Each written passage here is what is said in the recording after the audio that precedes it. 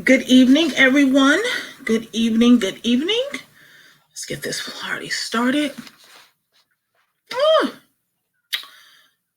let's see if I have any comments. So, good evening, everyone. I'm sorry, my glasses are so dirty. May have to rock without these today. So, I pray everyone has had an amazing day. I know I have. Okay, I can see now, at least a little bit better. So, thank you so much for joining us for this week's devotional. Here I am responding when God calls your name. And today we're going to be kind of deep diving into one of several of men in the Bible who, said, "Lord, here I am," and their journey. So that is what we're going to be doing. So today we are going to be discussing Abraham. Abraham, if most don't know, Abraham is considered the father of many nations. However, that is not what his name originally started out as. Originally, his name was Abram. And Abram, which literally signifies a high or exalted father, Abraham differs from the preceding only one letter.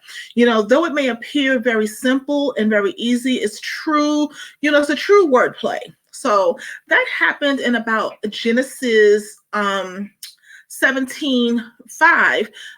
So when God says, "Neither shall thy name be more called Abram, you shall be called Abraham, for a father of many nations have I made thee." And then also that is in when around the time where he changed his wife's name from Sarah to, and it's the same as Sarai, and he changed it to Sarah. And it really is, again, a change of the words. Originally, in Genesis 17:15, her name was Sarai, and that was Sarai. And it really signifies, a prince or a princess. But when he changed her name to Sarah, Sarah, it changes the meaning of the word. It can be, literally translated as a prince, princess, but, it basically says, it indicates to her government over nations of which her husband is deemed the father of the nations. So it promises and states that she shall be the mother of nations, and the kings of people should spring from her. So that is where we get into what his name change was in the system. Hi, Sister Marilyn, how are you doing? So when we think about Abraham, this is a point in time. This is after he has, begun to do his walk, to begin to say, I'm doing what the Lord tells me to do. But there is a challenge his faith is tested. And so that scripture, which we're going to be reading today, is Genesis, the 22nd chapter, the first through the third verse, and I will be reading the New Living Translation of it. And it reads as such: "Sometime later, God tested Abraham's faith. Abraham, God called. Yes, he replied, here I am. Take your son, your only son, yes, Isaac, for whom you love so much, and go to the land of Moriah. Go and sacrifice him as a burnt offering on one of the mountains, which I will show you."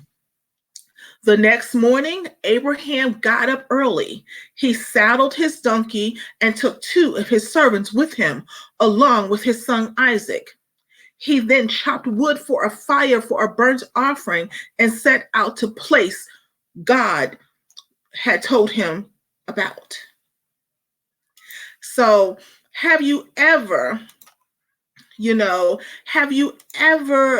really had to give up something or someone that you really cared about, or perhaps that dear thing was taken from you? For most of us traveling this journey called life, this deeply felt challenge has happened a time or two.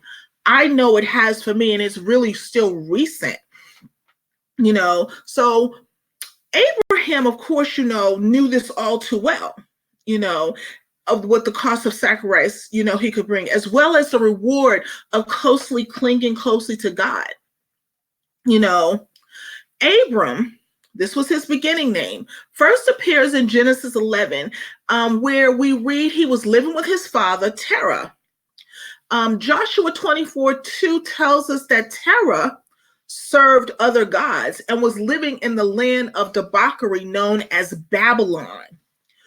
If you think about it, this means Abram, the great patriarch of Israel, came from a godless home and a wicked nation. How many of us has been brought up in surroundings that is not ideal, that is not perfect, but God always sees fit to use us in the way in which he chooses to use us?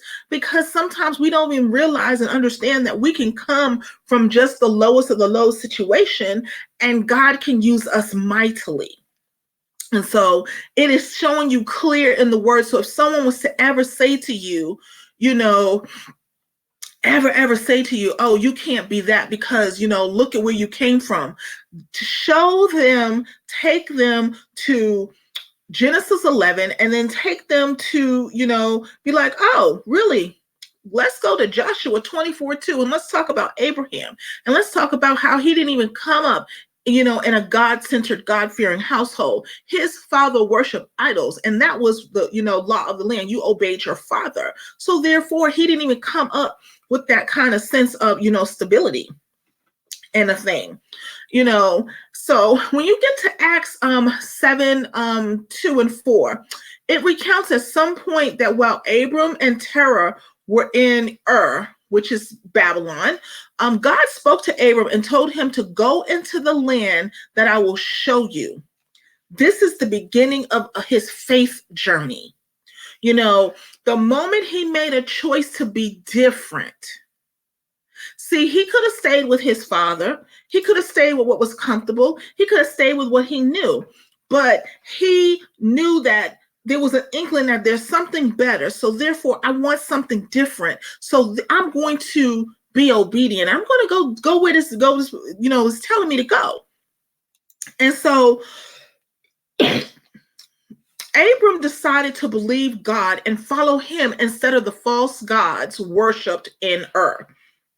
Now, imagine leaving what you knew, what your family knew, what, possibly even disassociating yourself with your family to be different, to be God-centered, to be all that God has called you to be. So it was probably a little scary for him, but he decided to do so. Now, you have to understand, there was a great time and distance in between when God initially called Abram to move to this distant land, and when he was changed to Abraham and went to have his I am, here I am moment. He had quite a journey and he made a lot of mistakes. He responded in his disobedience at times or taking matters into his own hands. How many of us are really great at taking matters into our own hands? Outside of, we don't want to hear nothing else. We know God's going to do it, but we decide that we're going to shuck and jive and we're going to hustle. We're going to make things work. We're going to do this and we're going to do that. We all have done that. However, he didn't, write him off. He didn't take his hands off of him. What those trials and those tribulations and those mistakes and those, lessons taught him, it matured him. It matured him to a man that could hear God's voice and distinctly tune into it. When Abraham's here I am moment came, he had been forged in the fire and was able to step out on faith and obedience when his name was called, even if that meant sacrificing his son Isaac. Think about that. How many of us, if God told us, you know what, leave your child, leave your husband, leave whatever, leave your wife, if he said to do that and go to Timbuktu, many of us myself included at one point, would have been like, what? You want me to do what? When, where, and how? Like, I don't think so. We would have fought that tooth and nail, up and down, left and right. We would have never been able to understand it. We would have been questioning. And then you know what? We'd have missed out on that blessing. But Abram had went through some trials and he went through some tribulations and he went through, some purifying processes. So when this moment came, he was ready. So many of us, we're saying, Lord, where is the moment we're going to be able to say yes? Or when is this, dark cloud going to end? Or when are these trials and tribulations going to end? Let me just tell you one thing. The trials and the tests never end. You just go through different phases of them. But, the sooner that you learn what the God is trying to teach you and be ready to step into that yes when he, brings that blessing forward to you, it moves you quicker. Now, I know me, I always had to repeat things because I was hard-headed and I wanted to do things my way. And so when I finally realized that, okay, my way isn't working, not quite working, it just wasn't working. I had to do what God always wanted me to do, period. Abraham basically followed through immediately in every detail of his call.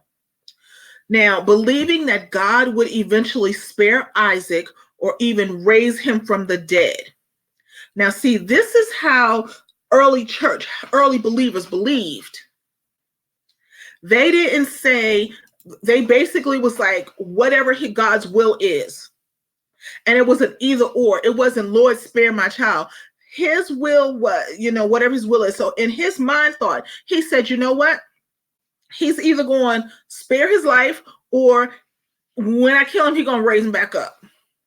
That was it. There was no and ifs or buts. And he was okay either way because he knew God was going to handle it either way. He knew in his heart that his son would be spared. He would see his son again either way, whether God would spare him or whether God would raise him from the dead. So he had no doubt in his mind how God was going to move. So therefore, he went and he did and set out to do what God told him to do. And see, because of his obedience, because of his faith, and because of that unwavering faith, God did spare Isaac, and he found a ram and he was able to still complete his sacrifice, but he spared Isaac, yet it was his act of obedience that left a legacy for both Abraham's family and for the nation of Israel. Again, obedience is always better than missing out on something. I know I'm the queen at, I was the queen at missing out on things because I wanted to do it my way. But I've learned in this past year that obedience is so much better than sacrificing the blessing that God has for you. And instead of, being in circles and walk around in a circle and just not getting it, it was so much better than, being without it.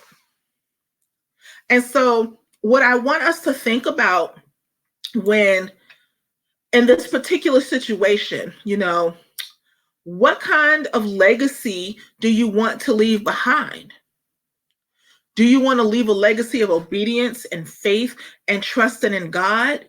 Or do you want to leave behind a legacy of the shucking and jiving, the hustling, the grinding? And I know I want to leave a legacy of faith. I want to leave a legacy of obedience because it has a longer shelf life. Think about it. Abraham and Isaac, that happened thousands of years ago, and it's still talked about to this day.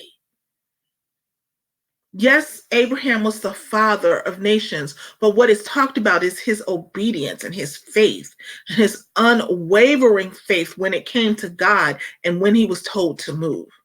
He didn't question God. He didn't have, the thing, going back and forth with God. Why can't I just take one of the rams that I got here on the farm? I got plenty of those. Why it has to be Isaac? That's what we do. He could have did that, but he didn't even think about that. He went ahead and he did exactly what God instructed him to do. See, we have a unique opportunity to exemplify faith to those around us. See, it'll be faith and obedience and courage to show that we show in the moments of tests and trials that speak to them and come to their mind when they don't know what else to do. See, we all go through trials and tribulations, but people watch to see how our obedience is, how our faith is, how we persevere. They don't talk about the hustle. They talk about, what? That faith was there because I know I couldn't have done that. And when you operate in obedience and operate in faith, all things work out together. It all plans out. It all hashes out. It all works together for the good of those that love God. Now, I know many who are watching now, who's going to watch on the replay, you're going to be like, well, how does that affect, when I hear God's voice? Because you have to be in a relationship, because you have to be praying, you have to be meditating, it has to be put into practice. You have to be keen so that you know exactly what God sounds like to you. He has a unique relationship with each and every one of us. So therefore, how he comes to you may not be how he comes to me or someone else. So you have to know the distinct way he is going to speak to you when he tells you to move. And it won't be abrupt. It won't be loud. It won't be in any of the things that you think about. It's going to be in the stillness of the day or the night. It's going to be just still and quiet. He's not going to go through all these hoops and, jump through hoops and whatever for you to kind of get your attention. He's not going to do that. Not at all.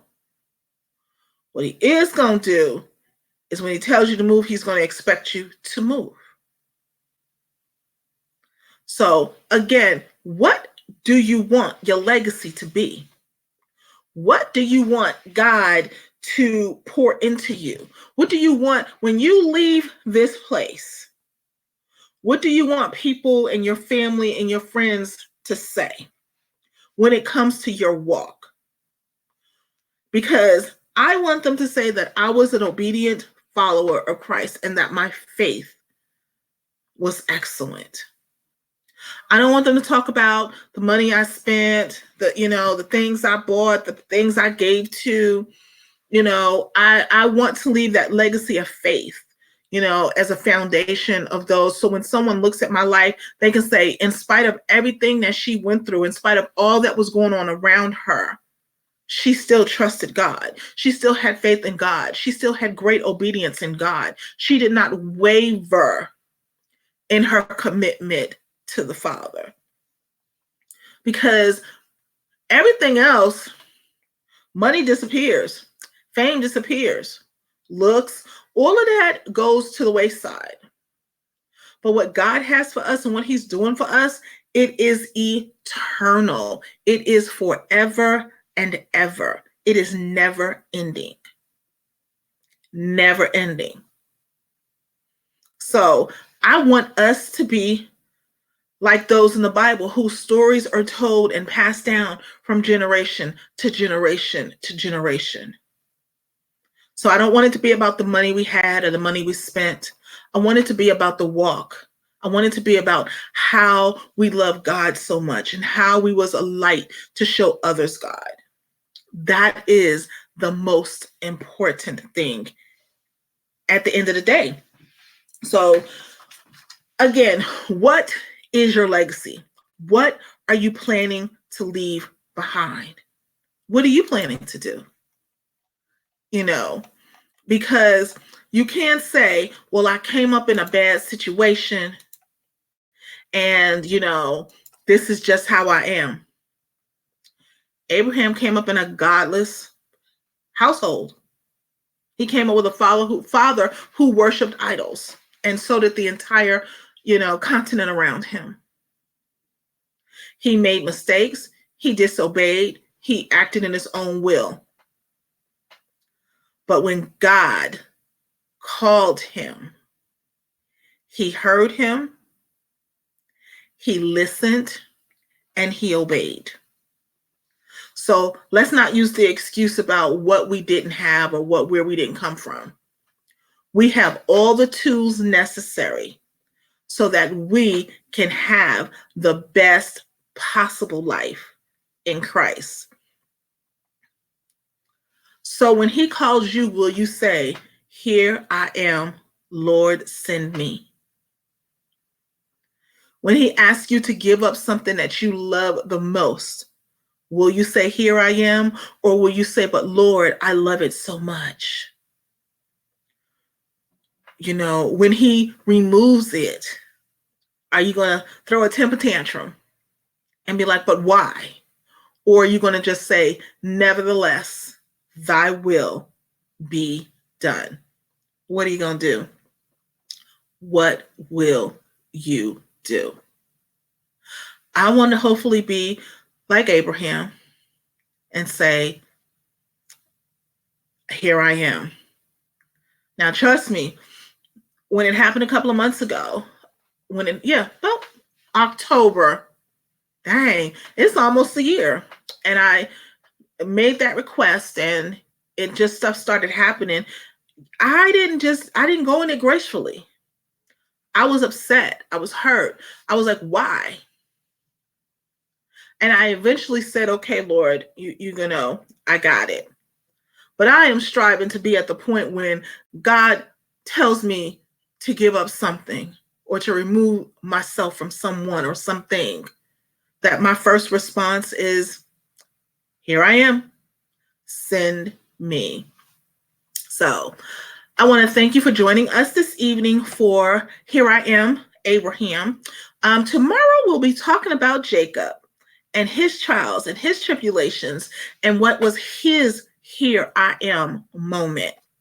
And so tomorrow we will be back here at 8 p.m.